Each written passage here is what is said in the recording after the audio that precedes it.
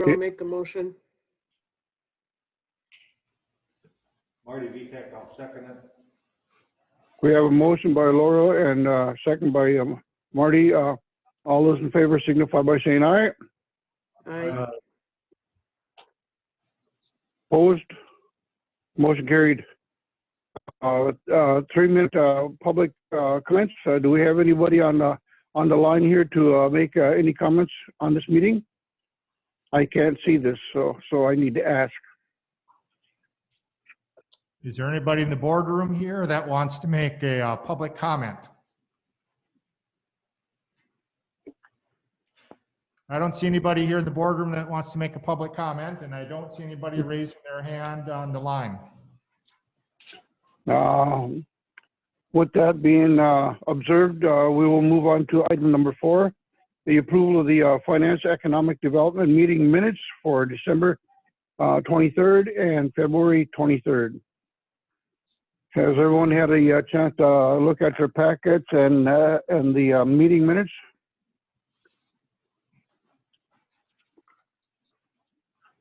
If they've had a chance, I'd like to hear a motion to accept as presented.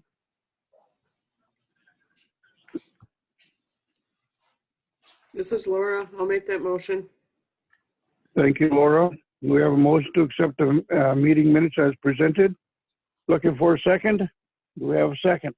Ron Stender will second that. Thank you, Ron. We have a second. All those in favor signify by saying aye, please. Aye. Any opposed? Motion carried. Item number 5, discussion. Perhaps we have some action on this, or we need action on this for a request for second quarter funding. Yep, we're just requesting the second quarter funding of $6,250 for the AADC, and we would seek a motion as such. This is Marty Vitek, I'll make the motion. We have a motion by Marty. Do we have a second? Ron This is Stender. Laura. We have a Aye. second. Got a second from Ron Stender. We have a motion by Marty, second by Ron. All those in favor signify by saying aye. Aye. I want to ask the administrator, if the COVID relief money allows us to fund the ADC because of the pandemic, activities related to economic development, if we approve it today, will we be able to backfill this with COVID money? Can whoever that is step up to a microphone because you can't hear them online? I've got it right in front of me. Can you hear me now? That sounds better. Thank All right. you. Now I'm 2 inches from it. So I want to ask the administrator, with the COVID funds, I know we don't have guidance yet, but if we approve this today, can we backfill COVID-related expenses related to economic development, such as this one, if it's approved for today? So my intention would be yes, because when I read the federal bill, we don't have the guidance from the Treasury Department. We'll obviously be discussing this in the further agenda item within here, but the effective date for expenses for the American Rescue Plan Act is April 1st.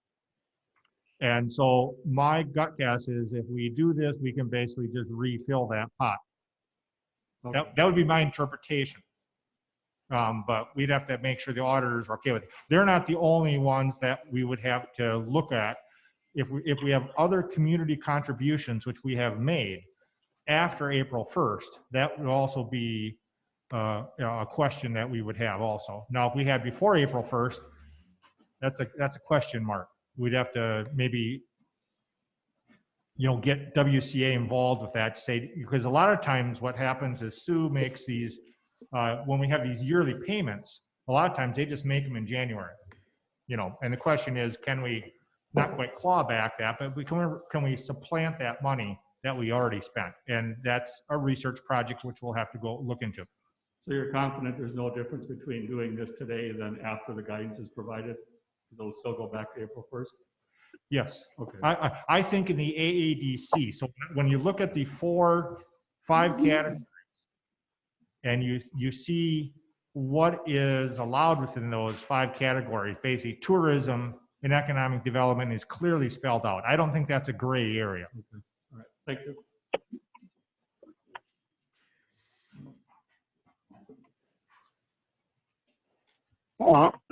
I think I'm at a loss here. Did I call for the vote on that or not? You did, but I had a question for the administrator and we're done, so we're ready. Okay. Okay, yeah. We're wrestling with that out here at the tribe as well, so thank you. Moving on then to the health insurance update. Well, we need Not quite a vote. we We need to vote yet. take a vote on that first. You got a All motion those in in a favor? second. Just call for the vote. All those in favor signify by saying aye. Aye.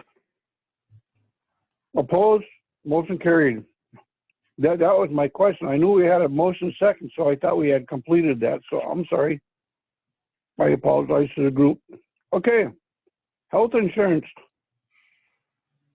Okay, I won't read through the packet because I'm assuming everybody has had a chance to read through the packet. So we have basically been working with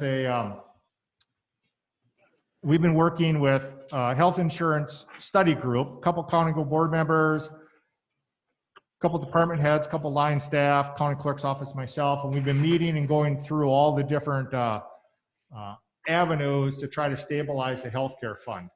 The one thing that was not in your packet that I just put in there today is highlighted in red, and I will read that, which is one of the things that we've been working on.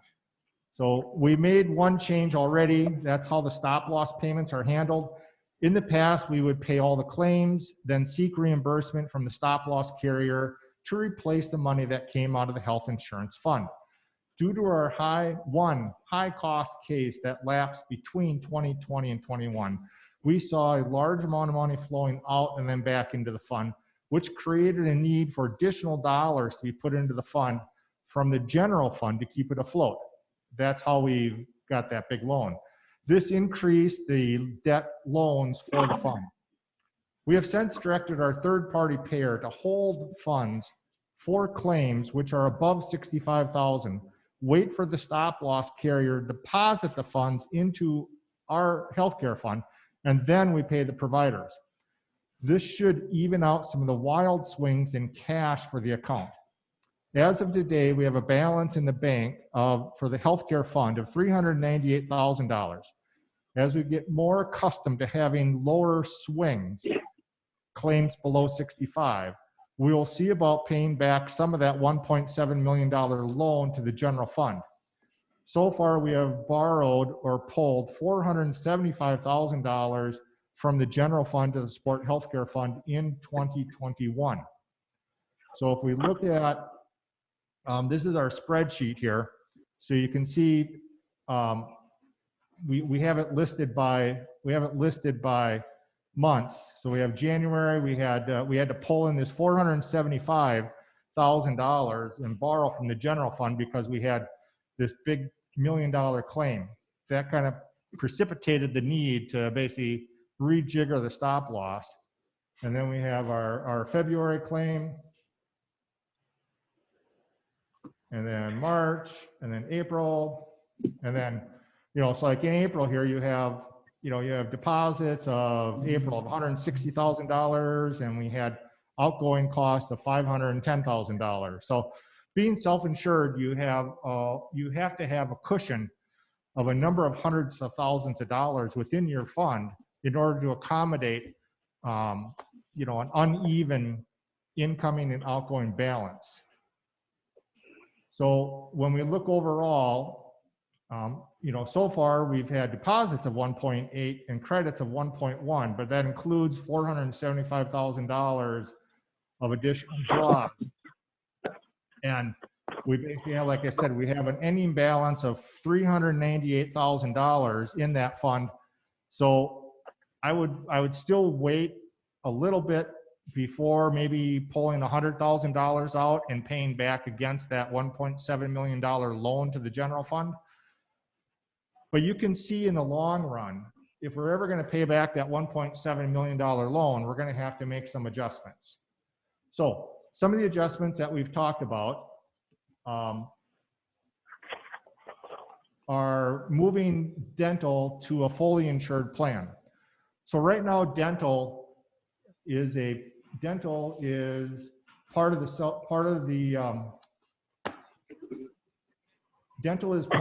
of the being self-insured.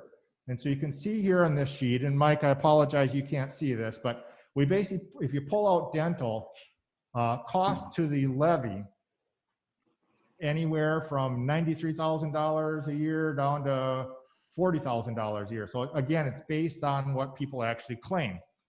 One of my thoughts is to basically move to a fully insured dental plan, which would eliminate the risk. Again, what we're trying to do is trying to get more comfortable with having a little less money in that fund so that we can start paying back that $1.7 million. One of that ways is to basically get rid of the dental and move it into fully insured.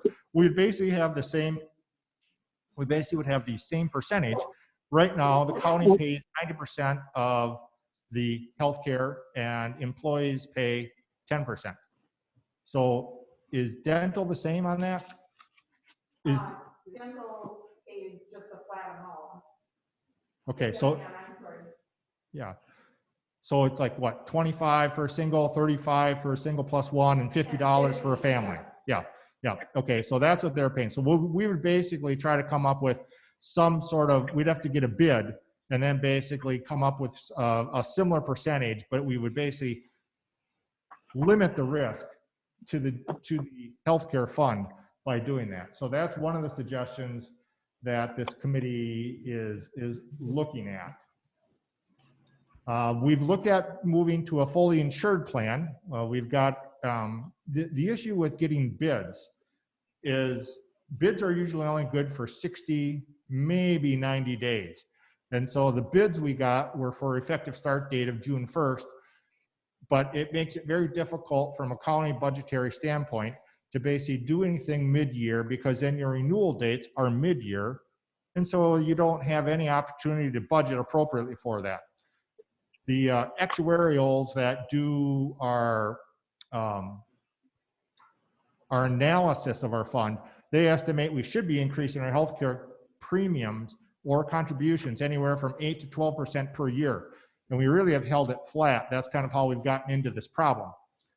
So mid-year switching really doesn't work out for us. Going to a fully insured plan, as in the packet says, we would need to basically add an additional maybe $500,000 to pay the runout. So being self-insured, people go to the doctor like October, November, December, and we pay the bills, you know, January, February, March.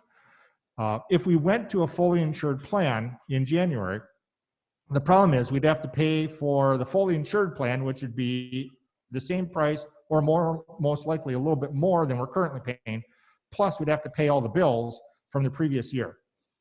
So that's where this $400,000 to $500,000 come from. It's called a runout.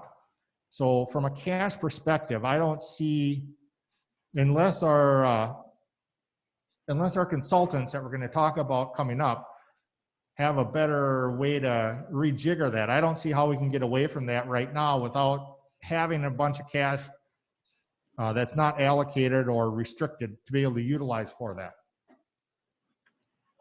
We currently use our TPA, or third-party administrator, is Benefit Plan Administrators out of Eau Claire. And we've discussed looking at a couple different add-on cost containment services which we would sign up for and pay either by the incident or by per member per month, basically adding some sort of management to that. We currently utilize a pharmaceutical management company called ServeU. They would look at cost savings in the RX by trying to switch to generics whenever possible. We get reports like the one attached, which details the savings they have made on a monthly basis. We did look at switching RX management firms to another, but have not received a quote of what that cost for that service would be. Further research on this, I need to have time to dig into it further because pharmaceutical management companies they get basically it's not kickbacks. It's what's a gentler term for a kickback? Rebates. They get rebates on basically directing people towards certain types of drugs. And the question is, what happens to that money? Currently, that money is retained by our third-party administrator and the drug management company, and then they, in turn, lower the fees that they charge us for the management being a third-party administrator. We could, one of the goals, as I would research this more, is try to find a little bit more transparency in that. So they would basically detail that out, or we would receive the rebates and then basically pay, in turn, just pay more back to them for management. So that's something I have not had time to look at, but it is a new wrinkle. We've looked at a company called MD Direct, which would be an intermediary whenever orthopedic procedures looked at. They would review and approve needed procedures. When high-cost procedures are requested, their doctors would guide and look for more cost-effective procedures or more cost-efficient facilities to do these procedures. In conversations, they could charge a per member per month fee or charge a fee by the incident to help control costs. Concerns would naturally be around interjecting a person between their primary doctor and a specialist. So when you look at certain types of procedures, such as knee replacements, you can get knee replacements anywhere from $23,000 to $48,000. The question is, how would you basically with a third-party person that we're paying, they would help manage that to either get it done at a cheaper place, or can you do some sort of steroidal injections to delay the surgeries? So that's another company we could look at. Another company is Alliance, which is a company which manages incentives to get procedures done at a more cost-effective clinic or hospital. Some procedures, such as colonoscopies, range from $2,000 to $5,000.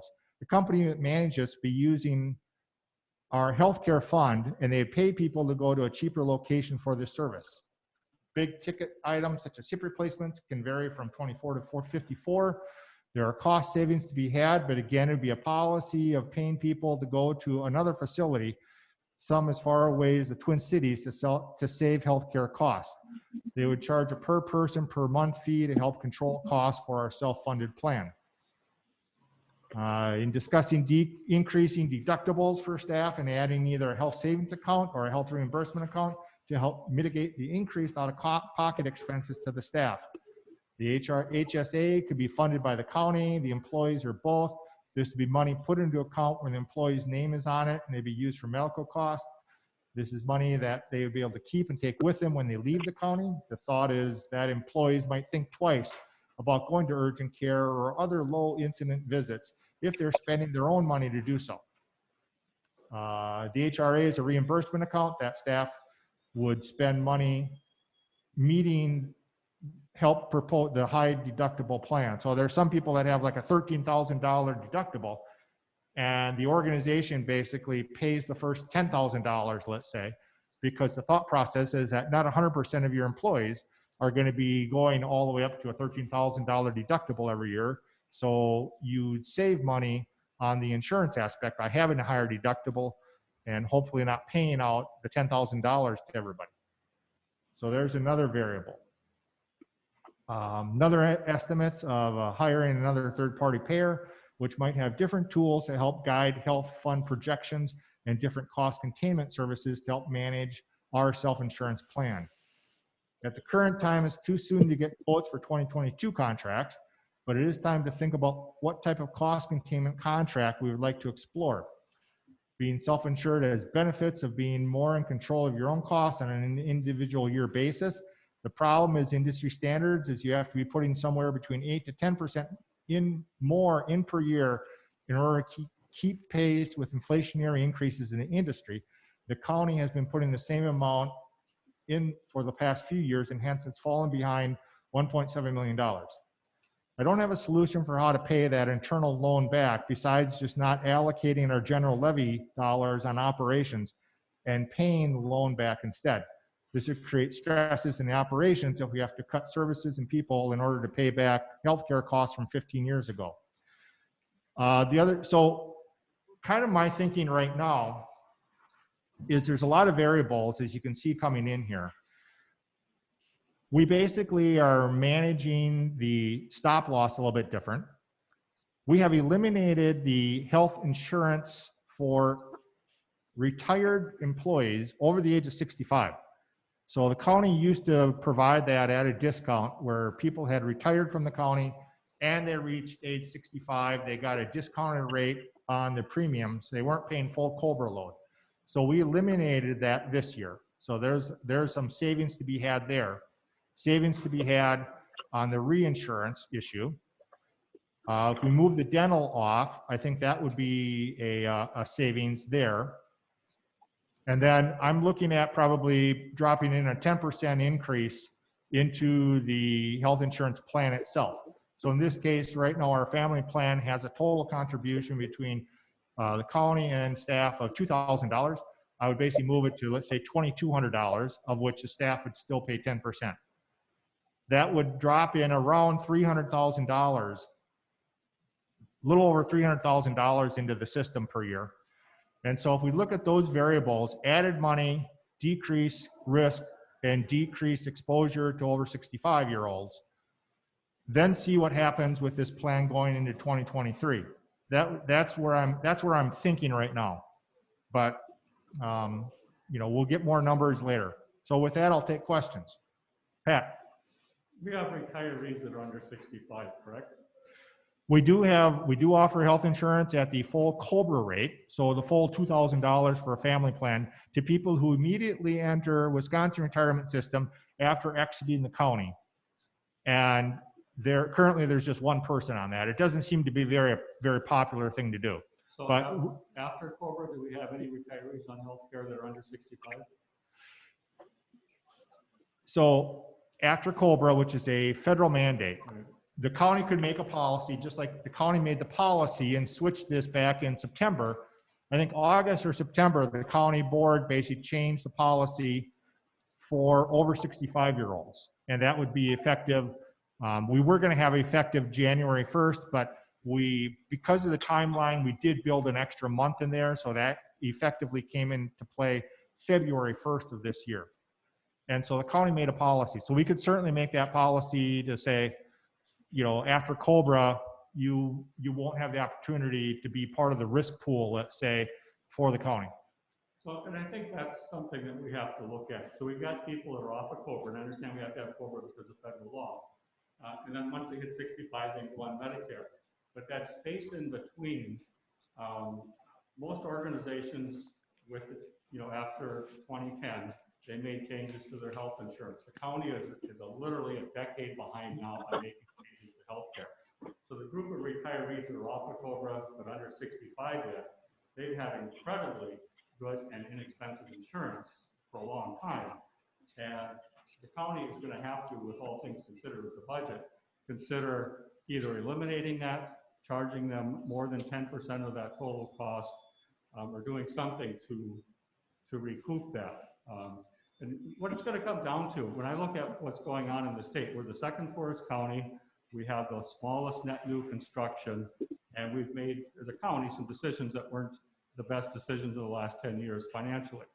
That means Ashland County is on the leading edge of not having enough money to do things. And so we're to that point now where if you want money for things such as roads, keeping employees, we're going to have to ask more of the retirees on the health insurance plan, or even consider phasing that out and eliminating it. And I think that's something that as you go forward, if we get numbers on the retirees, what it's costing us, take a look at making changes there. Yeah, so I will correct one of your statements there. The retirees who retire from the county under the age 65, they pay the full load. They pay the $2,000 rate for a family plan. So they don't pay the employee rate of 10% of the plan. They pay $2,000 if they have a family plan or 925, 935, Yes, 925. 925 for a single. So they are paying full load, but that's part of what insurance is about.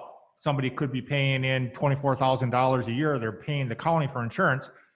Their utilization could be $10,000 a year. The utilization could be $200,000 a year. You don't really know that. Well, the full load, unfortunately, the way we've been doing things, we've been running deficits each year. So Yes. they may be paying the premium that says full load, but we've been still running a deficit of what, $250,000, $300,000 a year. So the county is still expending dollars to support retiree health care, even though on paper, it says they're paying the full fare. So we need to find a way of capturing what the county is expending that's beyond what's in those premiums. And I think if the health insurance group made that recommendation, I'd bring it back to the finance committee to change that policy, or the executive committee for the full county board to review. I also want to increase, one of the reasons I want to increase the monthly premiums for these policies is that in Health and Human Services, almost every department gets reimbursed from the state to do something. When you look at the budget for Health and Human Services, it's an $8 million a year budget. The load on the levy is only $2 million. That's how much the levy is. So we get $6 million from the state or federal government to do these services. A lot of these services, such as child support, we get paid 66 cents for every dollar we spend. By not having an appropriate insurance payment and subsidizing the insurance, we're leaving money on the table that we could be charging the state for, 66 cents of it. So that's one of the reasons we want to increase these premiums. Now, it's going to be a problem when you look at the budget, because we have a balanced budget. If we're going to add $300,000 more for healthcare, and I would imagine the county board, they have given me direction that they would like to have staff raises for next year, which would be another $150,000. So right there, you got $450,000 we have to find somewhere. Now, maybe some of this ARPA money might be able to supplant general fund money, but that's a different discussion here on the next. That's 2 items down, 3 items down.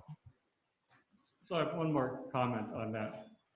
So we have retirees, even though on paper they're paying the full cost for the insurance, the other factor is statistically that group of retirees is in all likelihood has higher health insurance costs than the people that are currently working. And this includes the spouses of these retirees. So that group statistically is more likely to have high expenditures on healthcare. And when we look at our reinsurance rate, that group is the group that's more likely to contribute to us having a higher premium for reinsurance.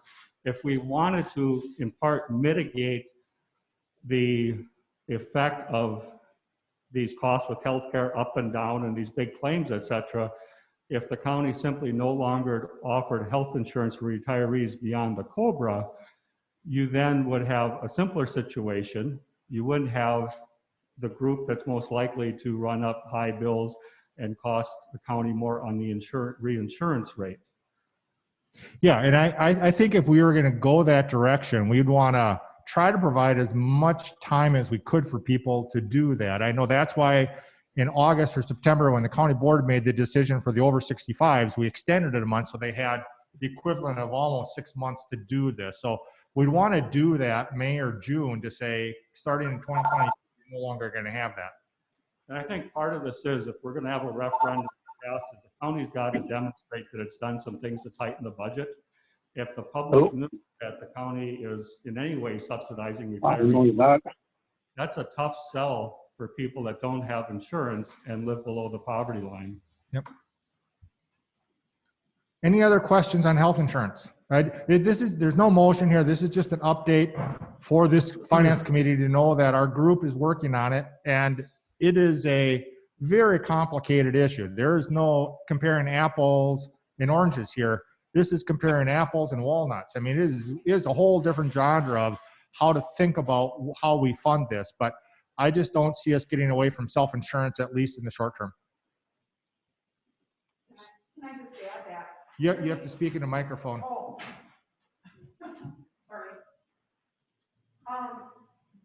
retirees aren't a big part of it anymore, now that they were taken off, you know, the ones over 65. We have very few under 65 still participating. So, I mean, it's mainly the working employees that confront the whole thing. Yeah, I think most of this is just more about what Pat said, more about messaging also. I think we only have one person, maybe two. Yeah, it's very. Yeah. But I think you're right. It is a messaging thing. And I think if you set that policy, you won't be exposed if all of a sudden you get a group of retirees coming up in the next 5 years that want to do this too. You know, so I think, yeah, so I think it is a preventative measure, which I would support. And it's about keeping things at the best we can for employees that are here, so. Oh, Laura has her hand up. I was gonna say, Mike can't see me anyways. Yeah, it's like, The frustrating thing about this is we just are evidently with the wrong company, because the company that we have, the BPA, is not giving us the suggestions it should be, because we have to piecemeal it together. And the frustrating part is, as good and wonderful and great as everybody on our health insurance review committee is, and they dig down into the numbers, there are experts at these companies that do this stuff every day, and someone should be advising us.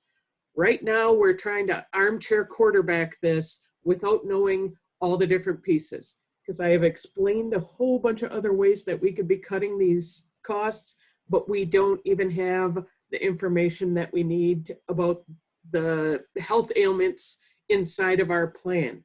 And we shouldn't have to be doing this. This should be another company. We should be doing an RFP. We should have somebody else come in and start digging into this, so we don't have to keep wasting time on this. This is an expert position that is needed for this, and we don't seem to have the experts for it. yeah, I like I said before, this is way over my head. I can't, I can't get my head in this. I don't work in the field. Yeah, and I'm not saying you, I'm just saying we need to make this decision, and we need to have people that do this 24/7 looking at this stuff going, why do you have this? Why do you have that? You could cut this.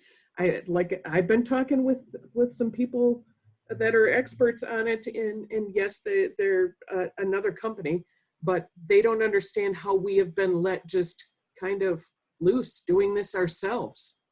This should never have been set up this way. And right now, as good as it is, we're treading water. That's it.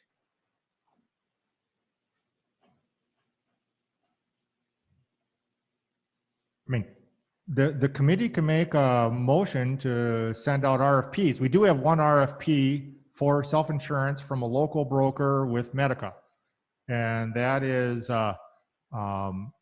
very comparable to what we have as far as its coverage, as far as stop losses and the minimum stop loss, maximum stop loss. It's a very similar program. We could certainly try to find other companies that would basically take direction from the finance committee. If the finance committee wants to move that direction, or they want to wait for the healthcare committee to make that recommendation, it's Mox next to me. So a question for both the administrator and Supervisor Negro. If we put an RFP out, is there any chance that might light a fire under our current vendors to work harder for us? Yeah, of course you would. I mean, if you're going to be losing a business for, selling seed corn to somebody else from Pioneer to Funks, you're going to try to get a better product out there, a better price for Pioneer, or Funks is going to come in. I know it's old school farming, but sorry about that. Well, the sad thing is we've been a real gravy payment for them, because we just keep paying it and paying it and paying it and paying it, and they're not suggesting any cuts or any efficiencies or anything to us. So I'm kind of soured on them unless they would come through with something really great.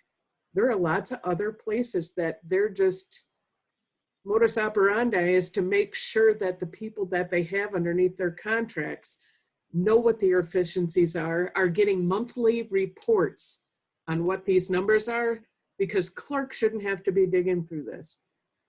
I mean, if we had an HR person or a finance/HR person, yeah, this person would be the head of that, but we as a board should still know where these expenses are coming from. So would it light a fire? I don't know. It looks like we could get this stuff if we keep paying them, and I think we've paid them enough money at this point.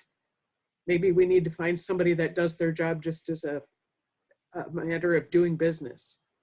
This is Pat Kenny. I'll make a motion to send out an RFP on this, including to our current vendor. And we'll just see if we get a better offer or we light a fire if that's not undue time and effort on the part of the administrator. To do that? I would second that motion. Second that. Oh, Okay. The could clarification. somebody unmute Mike? Because Mike The is, clarification on the motion would be to basically seek out RFP for continuation of self-insurance. With language to address the concerns that Supervisor Negro has stated so that we have someone actively working on that, and that's a clear expectation in the contract. Okay. Marty. Well, I'm not sure, this is the chairman again. I didn't know I was muted, but I liked what Laura had indicated, made a couple of comments there, and I'm not sure if it was heard or not. But we do have a motion on the floor to request an RFP. We have a second by Laura. Any further discussion?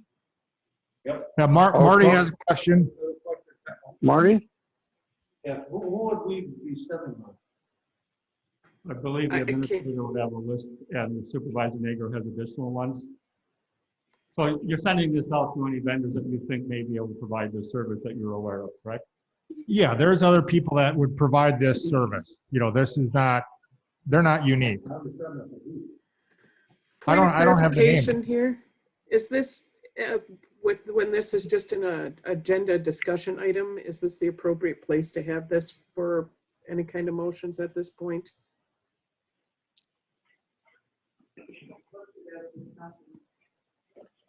I can't hear anybody talking off camera. So Supervisor Negro, this is Pat Kinney. I had asked that question a few months back on a meeting where there was just discussion. And apparently the county has a practice of saying discussion in some of these items, and yet they're taking action on them. And I had, this is months ago, I forget which meeting, asked that if there's any chance of action to include and possible action. So this is a practice that the county has, but in my view, it should change to include and possible action if there's any chance of that on the agenda.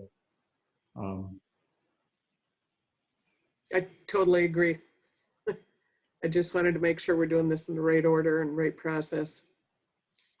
Well, what we're doing is putting the cart before the horse, or the horse in front of the cart, because we don't want to wait for the subcommittee to take and to make a recommendation to us, which is going to take months down the road, which everything that we're talking about is not for 22, but for 23.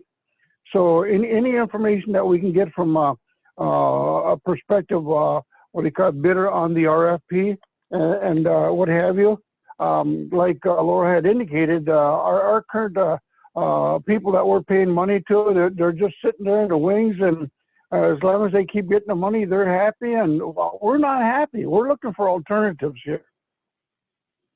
And I do not believe we're on order by making a recommendation or making a motion here to request RFP to get some. Let's let it fire this guy or our current contractor. So with that being said, I'll call for the vote. All those in favor signify by saying aye. Aye. Aye. Opposed? Same sign?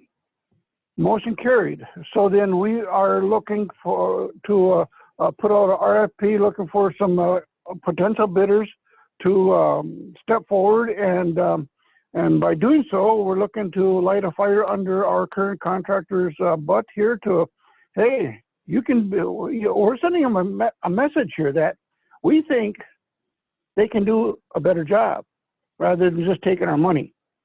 Isn't this true? Absolutely. Agreed. Yeah. The next item is going to be kind of a lengthy one here. The end of the first quarter financial review. Who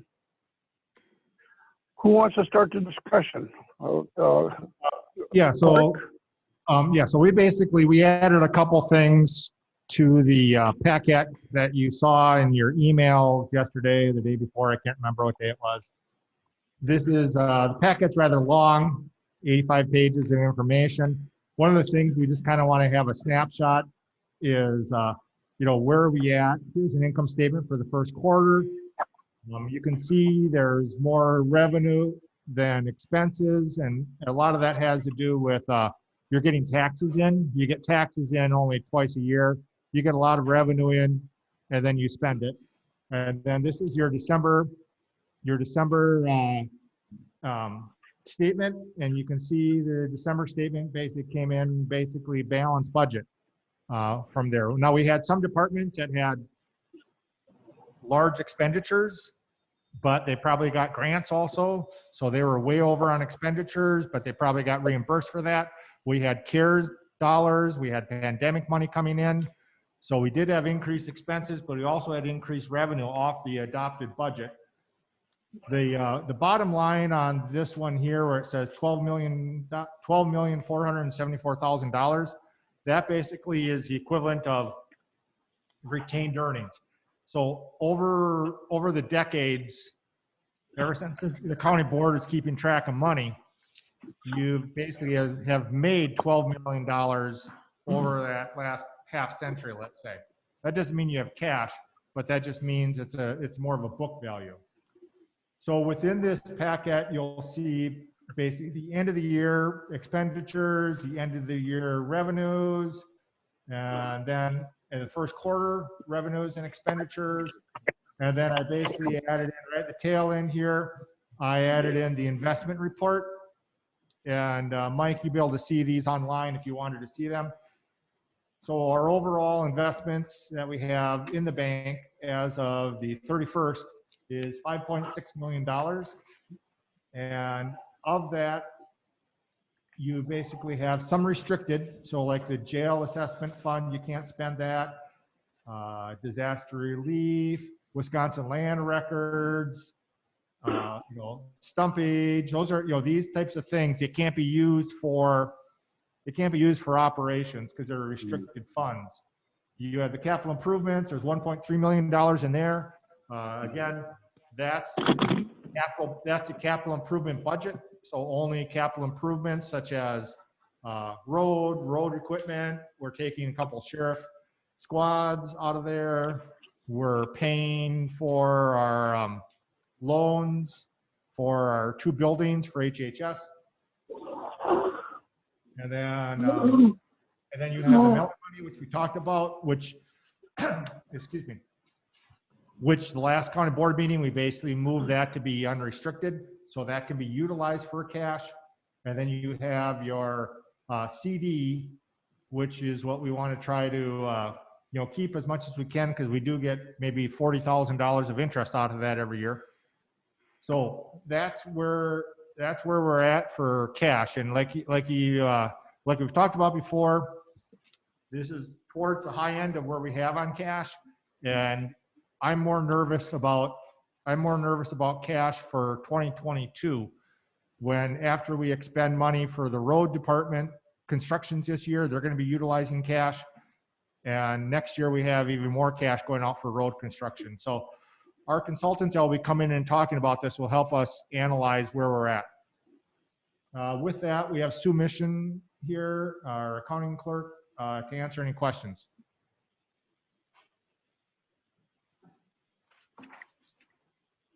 The floor is open to the board for comments.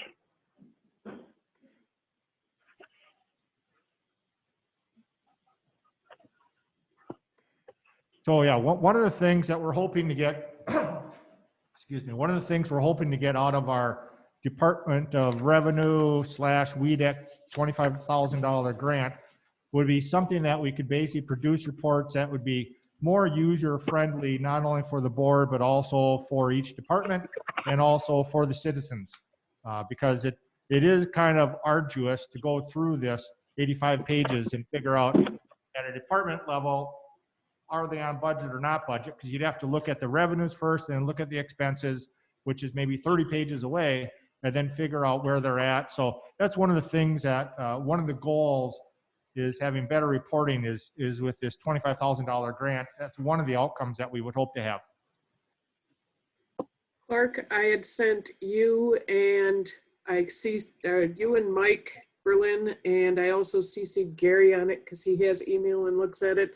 There is a way to get the reports out of Springbrook, and there's some screenshots and how to do it, because anybody who looks at this and doesn't have a real big background in it would not be able to find the right numbers to know if anything's going well or not. And 6 pages of general ledger is great if you like digging into those numbers and know where you're looking. But if you don't, it's just a bunch of numbers.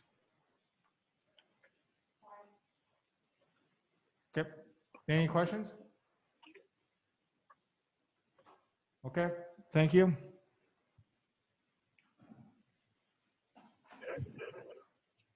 All right, Mike, we can go on. Item number 8, DOR and WEDC grant fiscal review. Yep, so this basically, you go right to the packet, you can see we're basically partnering up with the Wisconsin Economic Development Corporation. They're going to give us a $25,000 grant, and because this is being directed from the Department of Revenue, they're recommending this company called Management Partners. In my discussion with Management Partners, they are a large national company, and I kind of felt that we needed more granular, in the weeds help with analysis, cash flow analysis, and even pulling the information out of Springbrook that they need, because we don't have the staff time to do it. So they basically have partnered with a company called MKW, which is a couple local guys in Wisconsin. Used to be they have their their short little resume in there. And the work plan basically is they're going to start the project around May 1st. And the application date is due on the 15th. And I got all information in on Friday. I did check with them today. They're still good with the start date of May 1st, even though it takes 4 to 6 weeks to get approvals. They basically want to get going on this, even though before it goes through all the final state operations, just because we need to get moving on this. I don't want to wait till June or July. So this project will come through. They're going to be pulling or helping pull some information out concerning cash flows, fiscal conditions, budget preparation processes, financial management processes, internal controls. They're basically going to review background materials. They're going to conduct interviews with county staff from departments, and also try to figure out what do they need to help them manage their departments better. They're going to be conducting an analysis. They're reporting back more or less on the fiscal health of the county and its underlying processes, and then give a draft plan for implementation and assign responsibility, actions, and assign priority levels, immediate, near, or long-term, for initiating each recommendation. We would anticipate this project hopefully to take maybe 3 months at the max, so it will be hopefully be incorporated within our budgetary development process, because I think that would also help the county board and staff as we go through developing the budgets. Any question? No action on this. This is basically we're just waiting for WEDC. Pat. So on this work that the company will do, is there a difference? And if so, what's the difference between taking a look at the finances and how you're operating and going through the list of things there, and then developing a 5 or 10-year financial plan to plan moving forward? Is it encompassing both of those things, or is it more of the immediate things that you just mentioned? Well, I think part of it is when in talking with the MKW, so Mike and Steve, I have talked to them about that. So after, they're basically going to charge, they got $25,000 between them and this national company. Once that money is gone, these two guys be more than willing to work with us on an hourly basis to develop more of a, long-term 10-year, you know, let's say either capital needs or cash flow for a 10-year period. So we could look at that, but I think this is the first step in this process. And then the second step would be after that. All right, thank you. Any other comments from the board? We don't need a motion to proceed or anything, and just let it work itself out. Yep. Yep, no motion needed. We're basically just, we're being gifted this money and we're going to accept the money.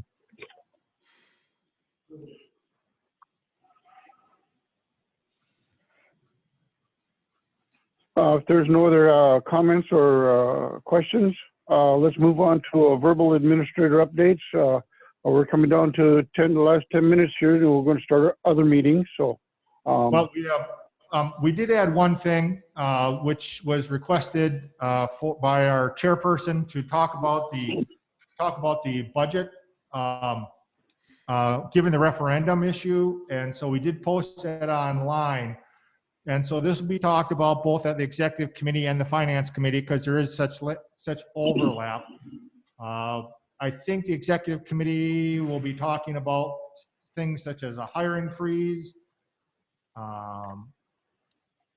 One of the things that from this committee standpoint, I think we need to look at the timeline because this would come from the finance committee. And so this is my proposed timeline for the budget. And this is, the budget basically comes from the finance committee. Well, it comes from the administrator, but the finance committee basically recommends it to the county board. And this is my timeline. Basically, we'd be looking at the 13th finance meeting to set guidance. And then basically on the 19th would basically, that'd give Sue time to put the information together, send out the spreadsheets or the worksheets for the departments to fill in. They would have till the 20th to basically get it back, and then we would review it. We would put it together for finance to review the budget on August 31st. And then early September, we get a debt levy report. We get levy limit worksheets. We get equalized value. Hopefully we can get some preliminary numbers on insurance in middle September. We would get the shared revenue in middle September. Then I would probably have a meeting on the 21st for finance to review the budget because we'll have those numbers that come in the middle of September. We'll have those so we could basically review those on the 21st. That would give us a week turnaround to bring it to the county board for review on October 5th. And then county board would make suggestions back to the finance committee for a meeting on the 14th, the 15th. So after basically the finance committee reviews the final budget and sets a proposed debt levy, then I would talk to the bank about our debt levy loan. We would send in public notice on the 18th of October. The meeting, see those meetings, there's something wrong there. They can't both be on the 18th. And then, but that has to be like published twice or something like that. So I got to work on that. Board meeting would be on November 9th. Would be the public hearing and approval of the budget, the debt levy loan and receive the money, and then certify the levy on December 13th. So that's kind of the general draft schedule for finance committee consideration.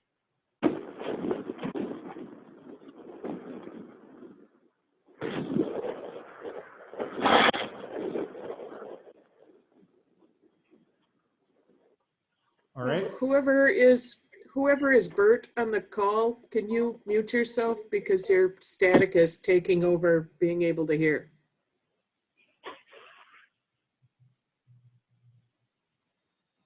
One of the things that I'm working on with the Department of Revenue, and I did add this just the other day, is in my discussions regarding utilizations of debt levy to reimburse the county general fund for court orders for the DNR. In my reading of the exemptions to debt levy, I see it is allowed. It has never been done before in the state, but it would be an avenue to bring money back into the general fund to increase our fund balance. Naturally, this would affect the taxes paid by the citizens, and it would have to be approved by the board during our budget approval process. So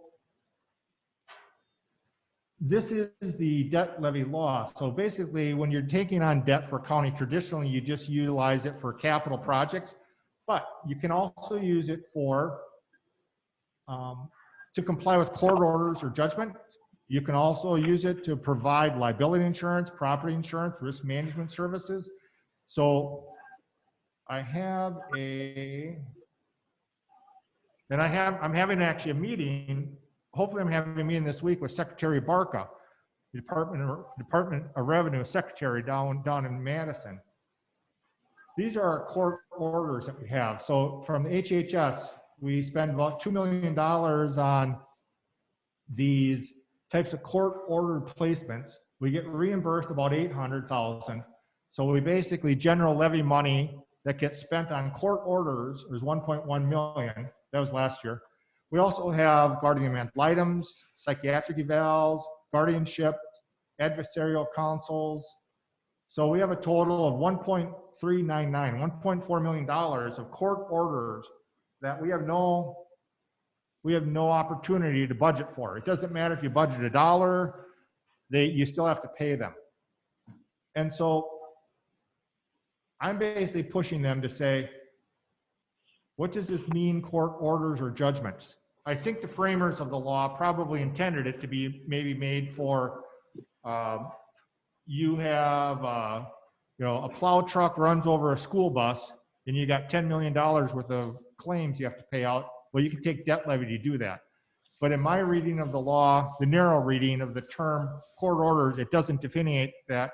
The legislators had the opportunity to break that out, and they chose not to. So I'm hoping to do this, and if we can do this, granted, you'd have to raise more taxes, but that would be one way where you could bring money back in and reimburse yourself for court orders, which you have no opportunity to get money back from. So I'm working on that.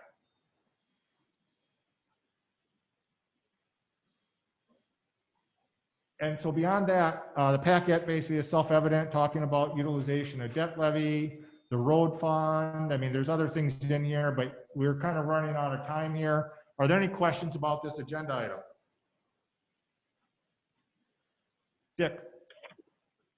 Not necessarily pertaining to this agenda item, but I'm just wondering I can't hear what he's saying. what time are we going to discuss practical implications of getting away from South? Can he step up to a microphone? He is up like 2 inches away. Well, I can't even hear.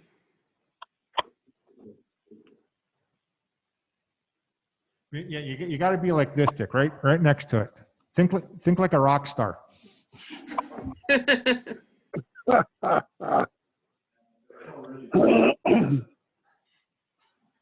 you going to discuss the financial ramifications of switching over to regular health insurance as opposed to self-insurance?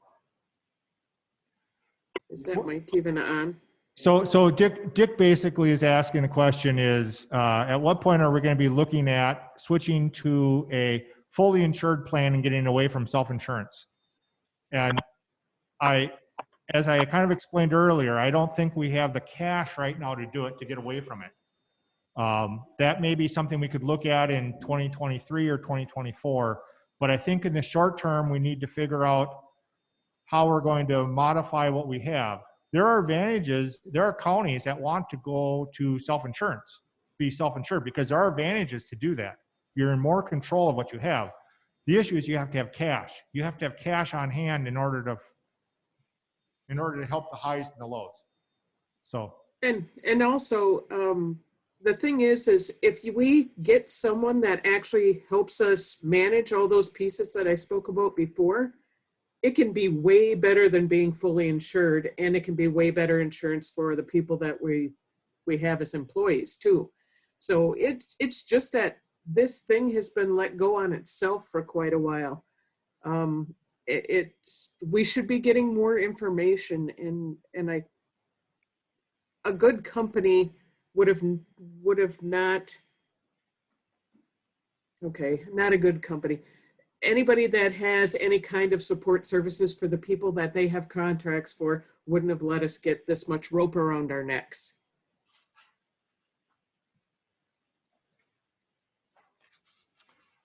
That's all. I don't have any other. There is one thing that this committee should be aware of, and that is and I sent this out to the county board. There's a decision on the Sanborn case concerning the taxes. And that basically is involved with tribal owned land on the reservation that broke the chain of custody between tribal ownership and non-tribal ownership, and they became taxable and then went back to tribal ownership, and they have not been paying taxes on it. From a finance committee standpoint, we basically have put in around $550,000 we have paid in settlements to the other taxing districts, but we don't get any money from these pieces of property. This court case that just came out on Saturday basically says that those lands are taxable and they should pay taxes. So I'm having our attorney weigh in on this and what the next step is. This is the appeals court for the circuit court system in the state of Wisconsin. Any implementation of this particular court ruling is stayed for 30 days, waiting for appeal. The anticipation is that this will be appealed to the Supreme Court. So right now there is no decision for the county to make itself, but at some point, if these cases remain taxable, if these properties remain taxable, we're going to have to face some decisions concerning how do we deal with that.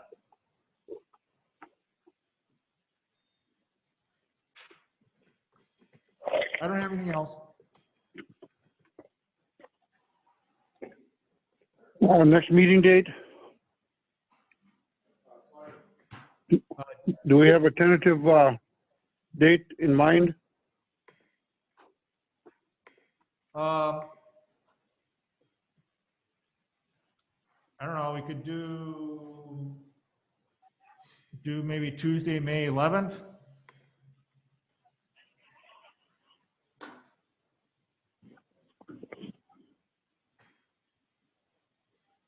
Does that work for everyone?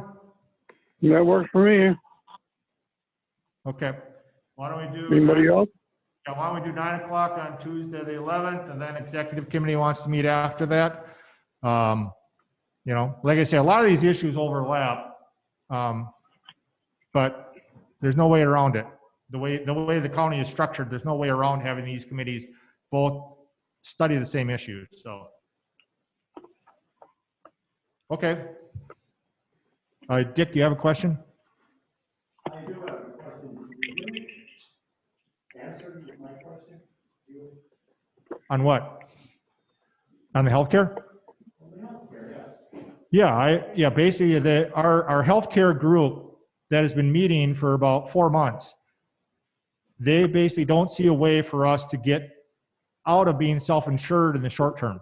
They feel we need to basically modify our self-insurance to be more sustainable. And then if we want to look at getting into the state plan or a medical plan or something like that, maybe we'd look at that in 2023 or 2024, but we're going to have to set aside $500,000 first in cash to get away from self-insurance.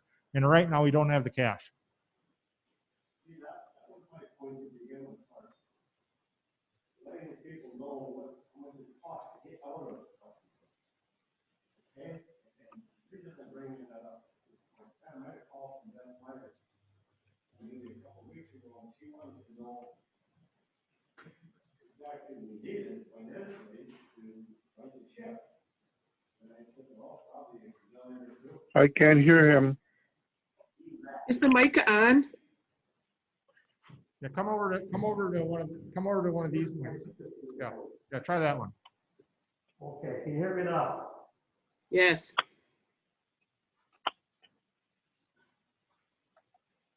I guess what I'm getting at here is that she indicated to me that the state was probably in a position where they'd be able to help us a little bit financially, but not pay $1 million or $2. So if we could get it to where $150,000 or $300,000 would be a start to right the ship. I think that she should be, I told her to contact you, I don't know if you did or not. But I think that you should probably contact that office and see if they couldn't get some financial help in taking care of this insurance claim and switching it over. If you can't afford to switch, then we're locked in. That's all I got, thank you. Yes, Pat. On scheduling the meeting for May 11th, because you want to meet with exec also, did you check with them to make sure that works for executive committee also? We haven't started the executive committee. They're going to have to weigh in if that's a good date or not. I'm recommending they meet on the same time, but I can't. I mean, does that work for you, Gary? It works for Gary. Bill? Okay. Otherwise, we'd have to go back and change finance in case somebody from finance left. Yeah. All right, anything else? Looking for a meeting to adjourn? Ron Stemmer will make a motion, we adjourn. Marty Vitek, I'll second. Okay, and I All in believe, favor? go ahead. Go ahead. Aye. Aye. Aye. All right, so we're gonna stop the recording here.